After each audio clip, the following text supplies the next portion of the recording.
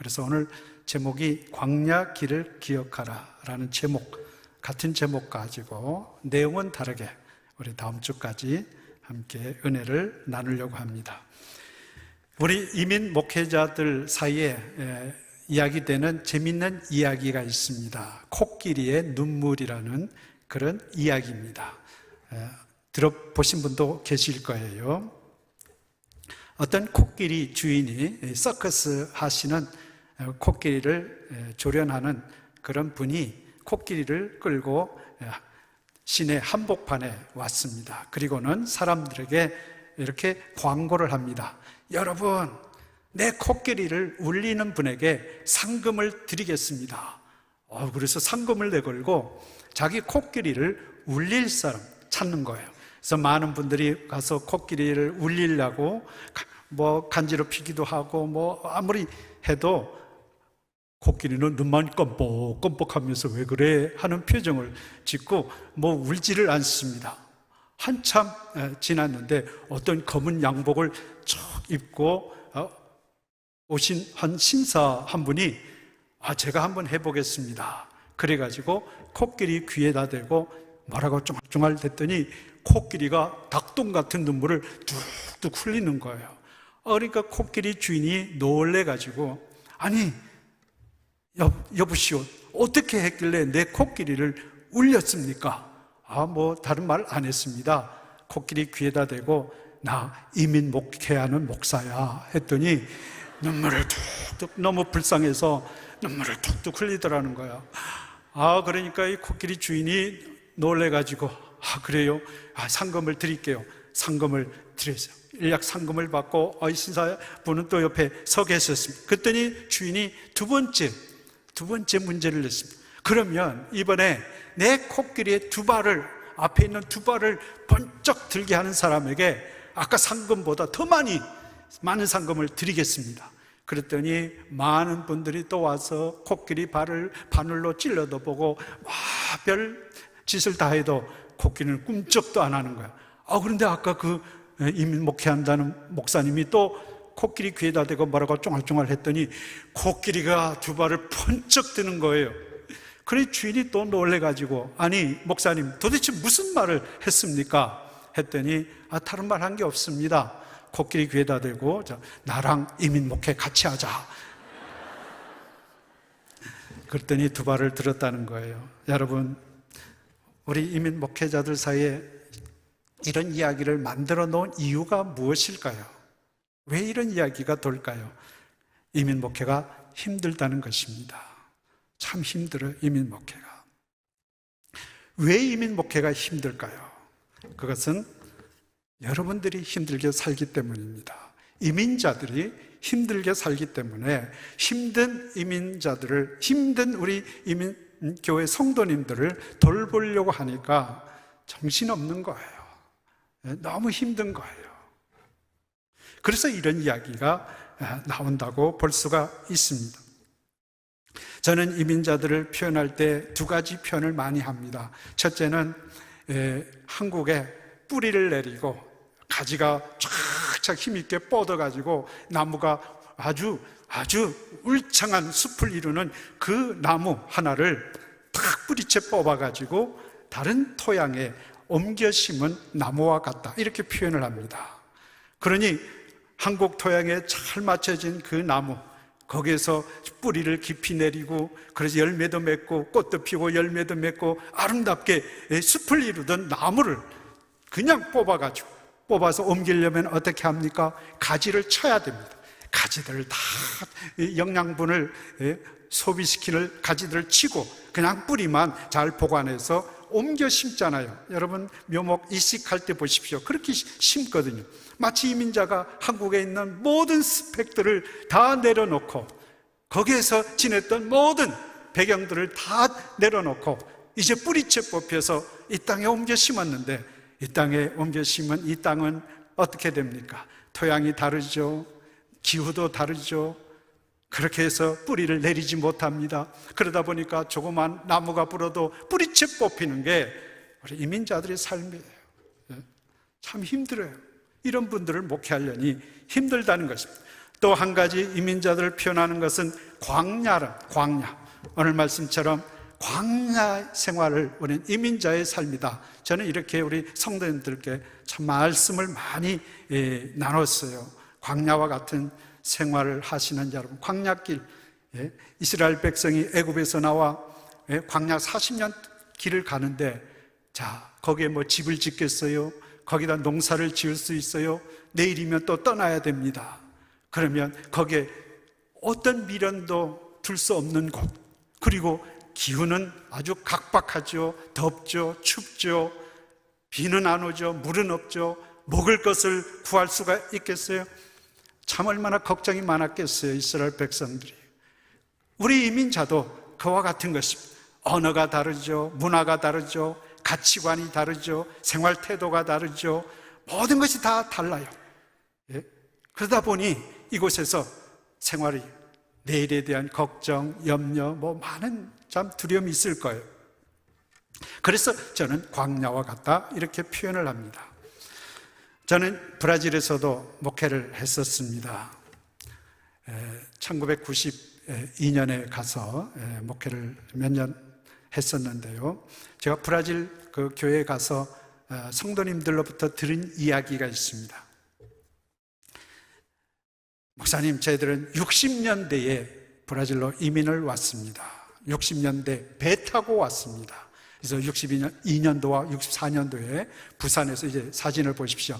저렇게 부산에서 출발했다 그래요. 부산에서 배를 타고 3개월 동안, 석 달 동안을 배 항해하고 브라질에 도착을 했습니다.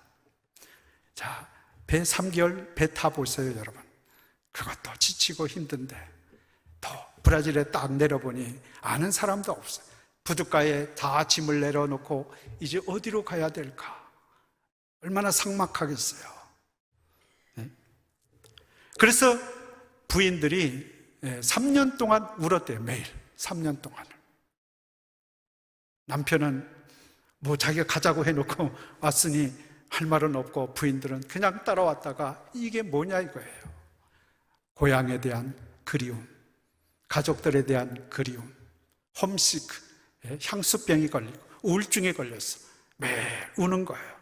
그래서 할 수 없이 3년 지나고 나서 이제 부인을 한국으로 이렇게 보냈다는 것입니다. 그럼 고향에 한번 다녀와. 그래서 부인만 한국에 다녀와서 한국에서 이제 그 아픔, 그리움 다 치유되고, 그래서 돌아와서 그때부터 마음을 정해서 이민생활을 힘차게 했다는 말을 듣습니다. 그래서 브라질에는 육군, 해군, 공군이 있다 그래요. 육군, 해군, 공군, 이민자들 중에.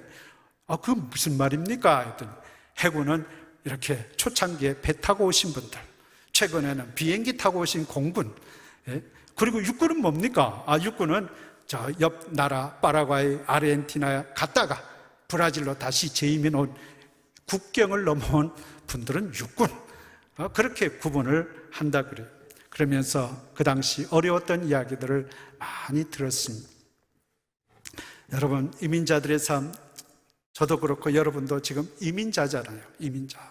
이민자들의 삶이 왜 광야와 같을까요? 몇 가지 이유가 있습니다. 제 나름대로 이렇게 얘기를 해요. 미래에 대한 불확실, 어떻게 먹고 살아야 될까? 내일 일을 우리가 알 수가 없다. 또 외로움, 불안, 두려움, 사랑하는 친구, 가족, 정말 한국에 가면 학벌, 지연, 학연, 뭐 얼마나 주변에 사람들이 많아요. 그런데 이민 오면 다 모르는 사람들이잖아요. 그래서 외로움, 그리고 불안, 두려움, 낮은 자존감. 왜? 여기는 밑바닥부터 시작하니 내가 한국에 쌓아놓은 스펙이 다 필요 없고 쓸데가 없어요. 말을 잘합니까? 그래, 항상 내 자존감이 낮을 수밖에 없어요. 그러다 보니 자존심은 높고 자존감은 낮으니 피해의식에 빠지게 됩니다. 그래서 항상 이런 소리 저런 소리 들으면 욱하고요. 그러다 보니 싸우게 되고 원수가 되고 이런 삶을 살고 있잖아요.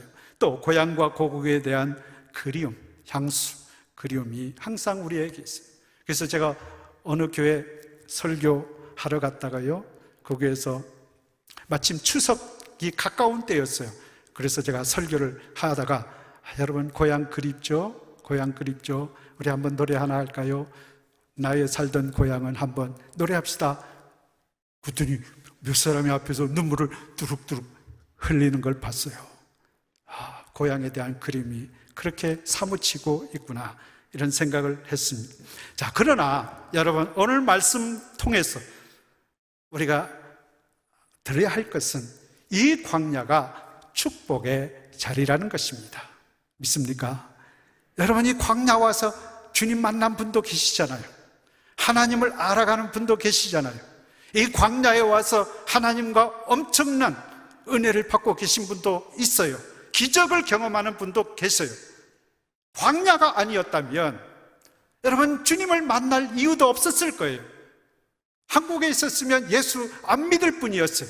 근데 이민 와서 예수님을 알게 되고 예수님을 믿고 구원을 받게 되고 가정이 구원받게 되고요. 광야는 축복의 자리입니다. 오늘 1절 말씀을 보십시오. 내가 오늘 명하는 모든 명령을 너희는 지켜 행하라. 그리하면 너희가 살고 번성하고 여호와께서 너희의 조상들에게 맹세하신 땅에 들어가서 그것을 차지하리라. 번성하고 그 땅을 차지할 거라. 하나님 이스라엘 백성에게 주신 그런 약속이었어요.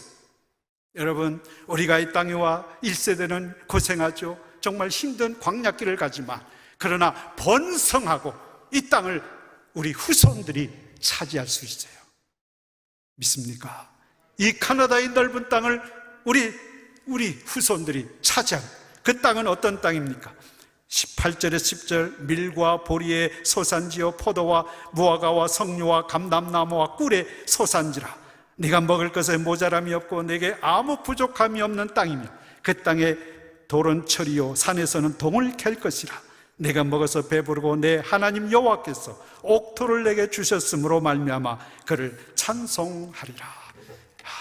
얼마나 놀라운 말씀입니까? 저는 하나님의 말씀을 확실하게 믿습니다. 틀림없이 믿습니다. 우리 후손들이 이 땅을 차지할 거예요. 어떻게 하면? 오늘 말씀만 잘 듣고 순종하면 우리 이 땅을 차지하게. 여러분, 카나다 좋죠? 얼마나 자연 자원이 풍부하고요, 물이 많고 앞으로 물이 자원이에요. 이런 땅에서 우리 후손들이 땅을 차지하고 살 수 있다면 얼마나 큰 축복입니까? 그런데 이스라엘 백성들은 어떻게 했습니까? 그 광야로, 하나님이 광야로 이끌어내니 이스라엘 백성은 원망하기 시작했습니다. 불평하기 시작했습니다. 그 광야는 원망과 불평의 장소가 아니라 감사와 찬양의 자리여야 하는데 이스라엘 백성은 배고프다 원망하고요, 목마르다 원망하고요, 고기 먹고 싶다 원망하고요, 춥다 원망하고 덥다 원망하고. 하나님이 얼마나 화가 나시면 이 목이 곧은 백성 내가 다 진멸해버리겠다.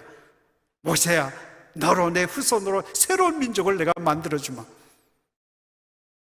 이 목이 곧은 백성, 감사할 줄 모르고 하나님이 기적과 은혜를 베풀어 주셨으면 거기서 찬양하고 감사해야 될 터인데 조금 힘들다고, 조금 어렵다고, 조금 배고프다고 원망하고 불평하고.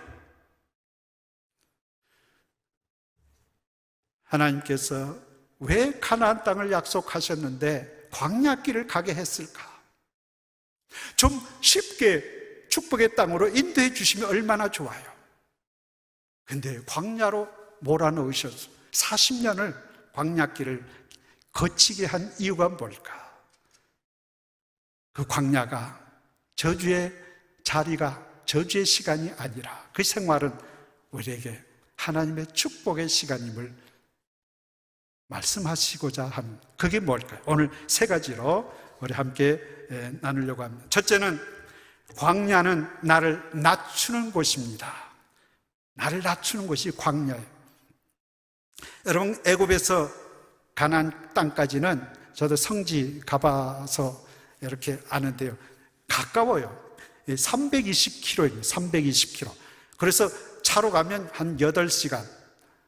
우리 장정들이 건강하게 걸어가면 한 두 주, 속보로 가면 일주일. 근데 그 이스라엘 백성들 약 200만 명, 장정만 60만 명이니까 300만 명이 가려면은 한 두 달, 석 달 그냥 가도 도착할 수 있는 거리, 그런 거리인데, 근데 그래서 이스라엘 백성들이 애굽에서 나올 때 다 계산해서 한 달 반 정도 음식을 챙겨가지고 나왔거든요. 이 정도면 도착할 때까지 먹을 것이다. 그런데 40년을 헤매게 만드셨어요. 한번 지도를 보십시다.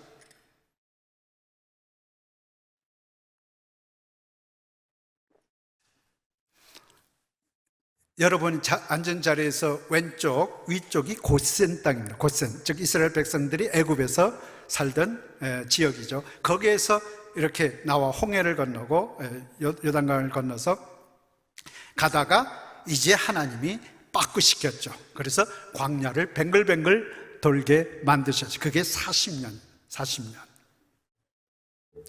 왜 이렇게 40년 광야길을 걷게 하셨을까? 그 이유가 첫 번째가 낮추기 위해서, 우리를 낮추기 위해서. 광야길로 가면 우리가 할 수 있는 것은 아무도 없어요. 아무것도 없어요. 농사를 지을 수도 없어요. 거기 뭐 내 자동차 기술 가졌다고 뭐 그럴 수도 없어요. 집 짓는 기술을 가져도 소용이 없어요. 집을 지을 수가 없어요. 떠나야 됩니다. 할 수 있는 게 아무것도 없어요. 오직 하나님만 바라봐야 돼요. 하나님이 주시는 만나만을 기다려야 돼요. 하나님이 먹여주시고 마시게 하시는 반석을 쳐서라도 물을 내게 만드시는 하나님의 그 기적을 기다려야 돼요. 낮에는 구름 기둥으로 더위를 가려주시고, 밤에는 불 기둥으로 추위를 또 막아주시고, 그런 하나님의 섬세하고 자상한 은혜만을 기다려야 되는 곳이 광야 같아요. 이민 오면 우리의 스펙은 아무것도 아니에요. 제로예요. 한국의 경력 아무것도 아니에요. 한국의 학벌 스펙 다 아무것도 아니에요. 밑바닥부터 시작해야 돼요. 그런데 우리는 왕년에 내가 그러면서 자랑하고 싶어 하죠. 무시당하고 싶지 않죠. 그러면 원망이 나오는 거예요. 불평이 나오는 거예요. 싸움이 나오는 거예요. 다툼이 나와요. 교회 안에서 시기 질투가 나오는 거예요. 나는 I'm nothing. 나는 아무것도 아닙니다. 거기에서부터 출발하는 거예요. 나는 아무것도 할 수 없습니다. 하나님 믿습니다. 예레미야 29장 11절 말씀처럼 여호와의 말씀이니라 너희를 향한 나의 생각을 내가 아나니 평안이요 재앙이 아니니라 너희에게 미래와 희망을 주는 것이니라. 믿습니까? 하나님 우리에게 고난을 주신데 우리를 재앙으로 이끌려고 망하게 하도록 하시기 위함이 아니라는 거예요. 우리의 장래의 희망, 평안과 희망, 이 하나님을 믿으라는 거예요. 내가 너희들을 굶기지 않겠다. 너희들을 끝까지 인도해내마. 믿어라. 지금은 힘들지만 겸손하라. 겸손. 그 다음 두 번째 이유는 무엇입니까? 나를 시험하는 곳이라는 곳이 바로 광야. 시험한다 나를. 8장 16절 말씀입니다. 내 조상들도 알지 못하던 만나를 광야에서 내게 먹이셨나니 이는 다 너를 낮추시며 그 다음에 너를 시험하사 마침내 내게 복을 주려 하심이니라. 마침내 복을 주시기 위해서 우리를 낮추시기도 하고 또 시험도 하시는 시험. 그 시험은 무엇입니까? 시험은 두 가지가 있습니다. 첫 번째 시험은 마귀가 주는 시험이 있어요. 마귀가 주는 시험. 이건 우리는 유혹이라고 합니다. 유혹. 예수님도 시험 받으셨어요. 마귀요. 이 마귀의 시험, 이건 우리를 파멸시키고 멸망시키기 위해서, 우리를 타락시키기 위해서, 하나님으로부터 멀어지게 하기 위해서 아담을 시험했습니다. 이게 마귀의 시험입니다. 두 번째 시험은 하나님이 우리에게 주시는 시험. 하나님 우리를 테스트하는 그 테스트는 무엇입니까? 우리를 검증해서 우리로 하여금 연단시켜서 우리를 온전한 믿음을 갖게 하시는 하나님의 시험이 있습니다.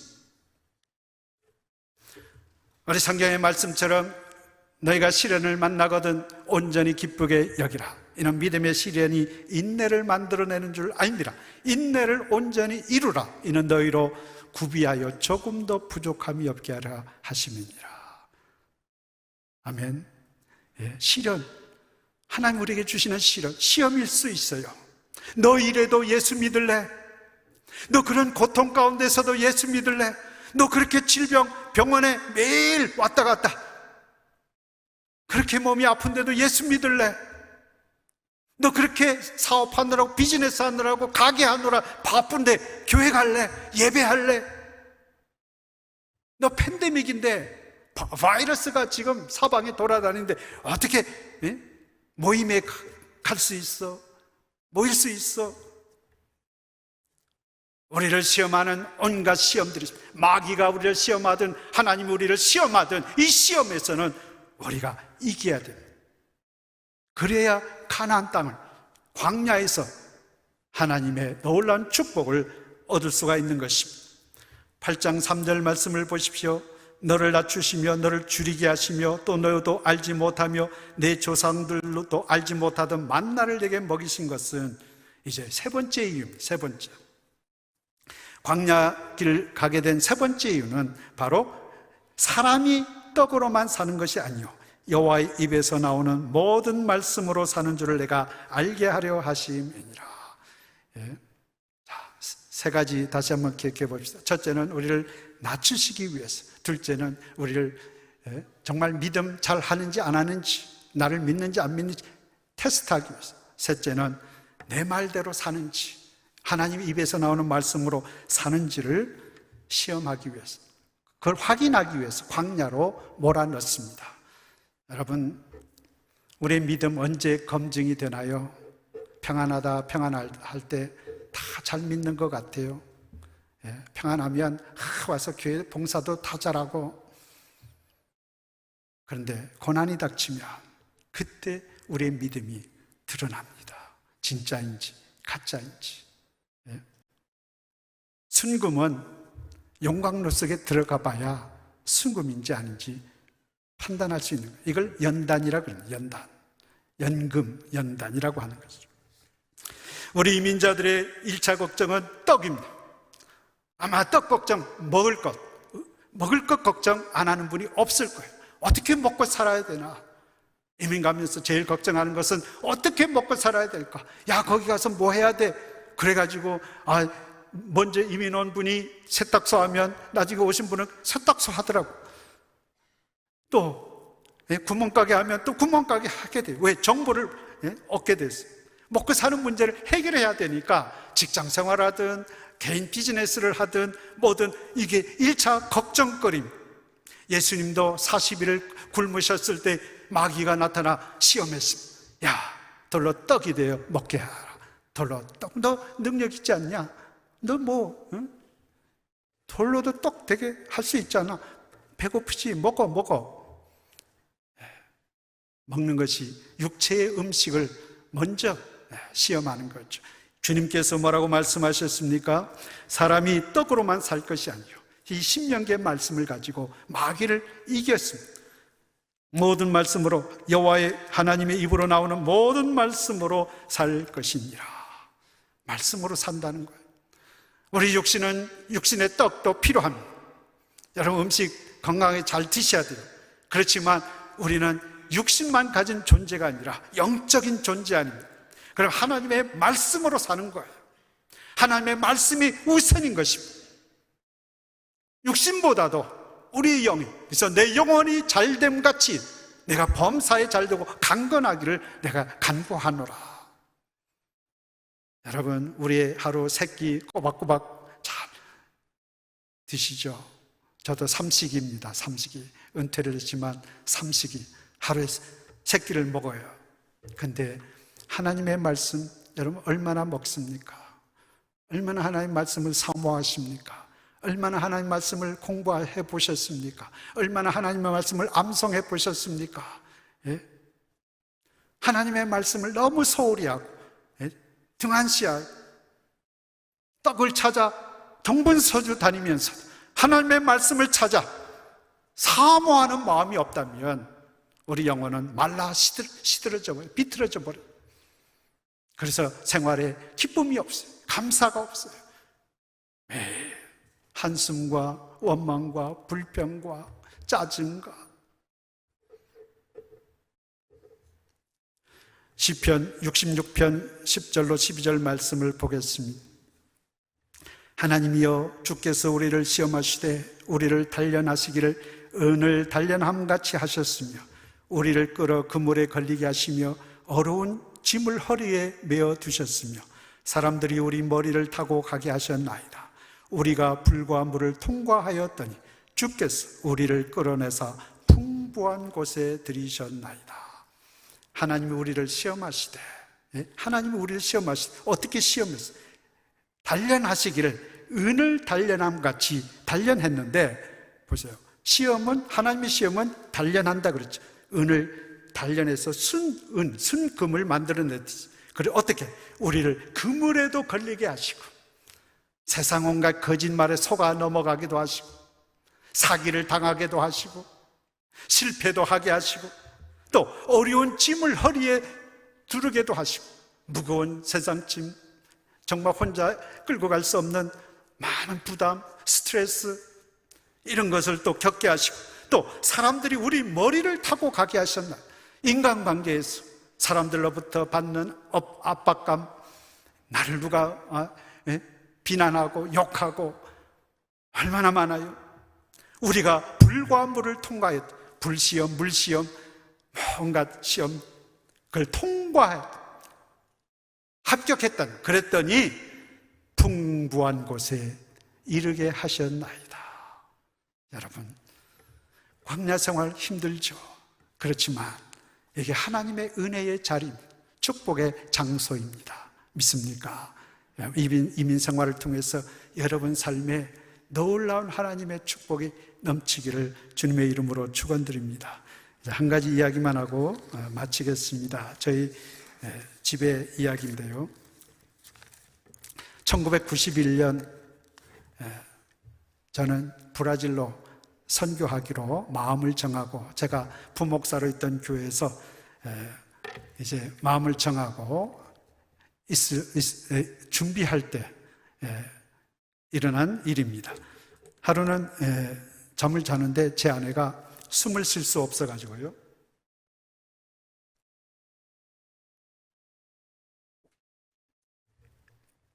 막 숨을 쉴 수가 없어.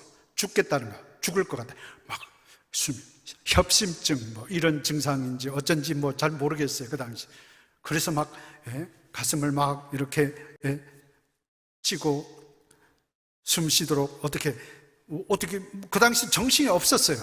지금 같으면 응급실로 뭐 연락을 하든지 그렇게 병원에 갔었을 텐데, 내가 할 수 있는 거는 기도하는 것밖에 없어요.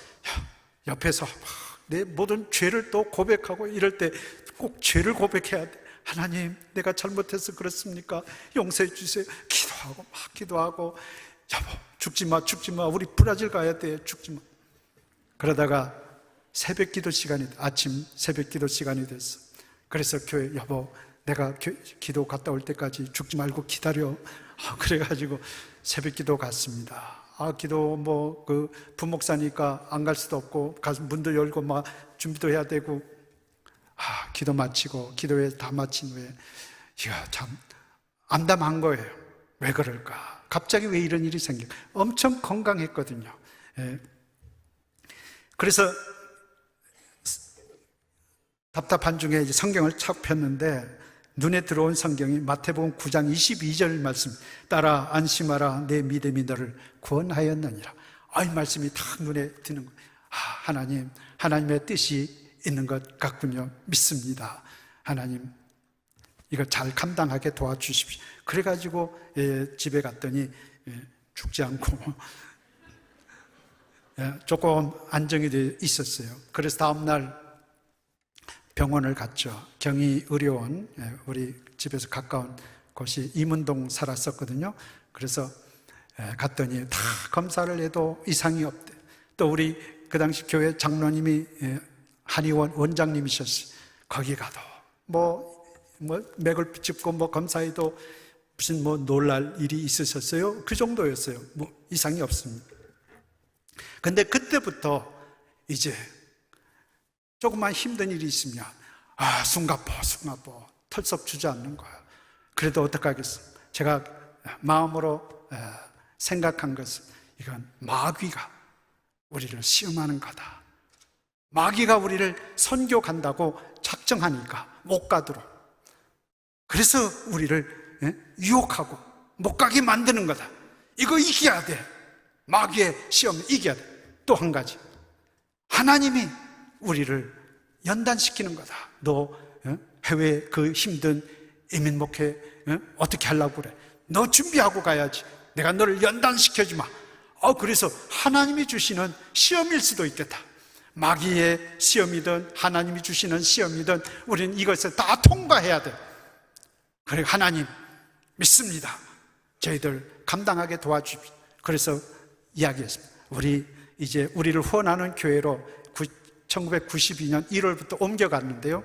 이제 여보, 우리 새벽기도 같이 해. 그 당시 우리 애들이 딸만 둘인데요, 5살, 7살. 그래서 제 아내는 새벽기도 같이 못 나갔어요. 근데 여보, 당신도 새벽기도에 가. 우리 같이 기도합시다. 기도로 준비하고 갑시다. 그래서 애들 보고, 야, 엄마 아빠 아침에 일어나서 없으면 울지 말고 기도하러, 하나님께 기도하러 갔다고 생각하고 그냥 자, 우리가 얼른 갔다 올게.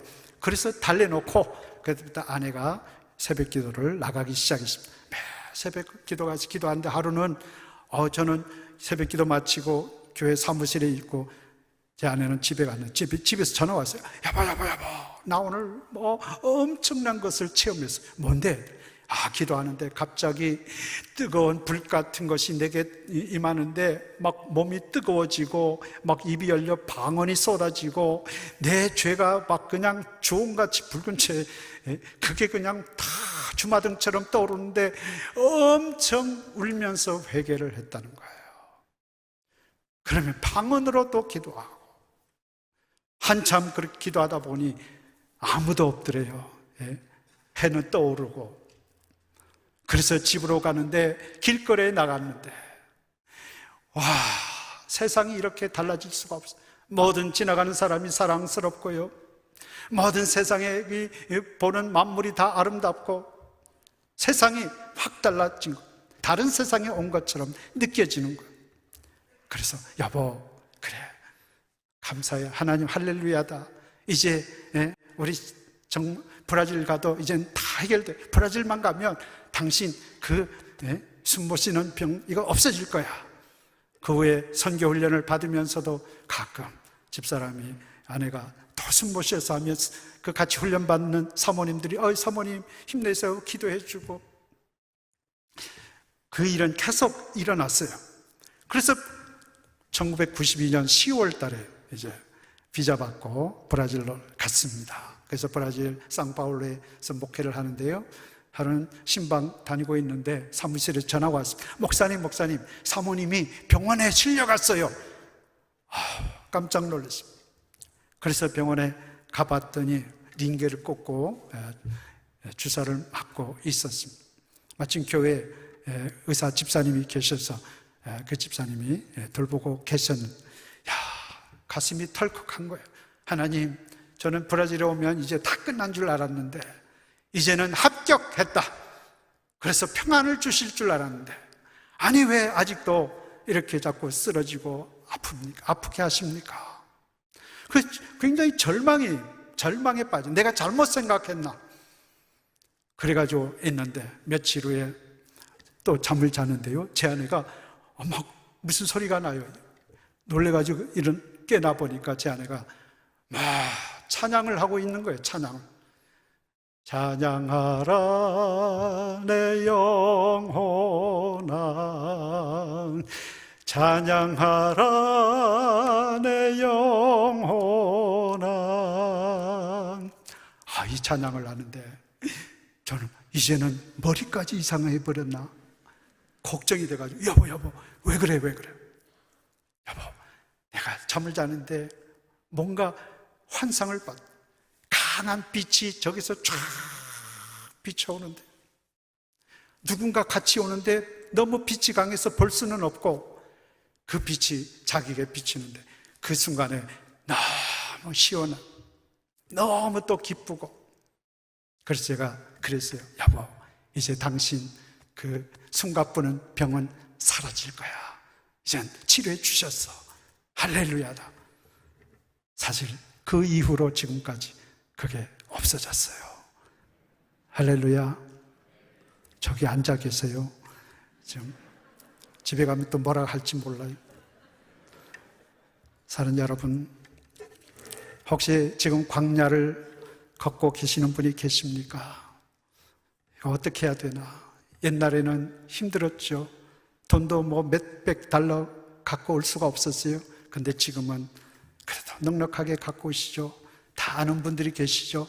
정보를 이만큼 갖고 오시죠. 그래도 이민 생활은 광야와 같습니다. 여러분의 가는 그 광야길에 어떻게 여기서 하나님의 축복의 장소로 만들 수 있을까요? 낮아지십시오. 예, 밑바닥까지. 그리고 하나님의 시험, 그걸 잘 감당하십시오. 그래도 믿으셔야 됩니다. 그래도 예배하셔야 됩니다. 그래도 헌금하셔야 돼요. 경제적으로 어려워도.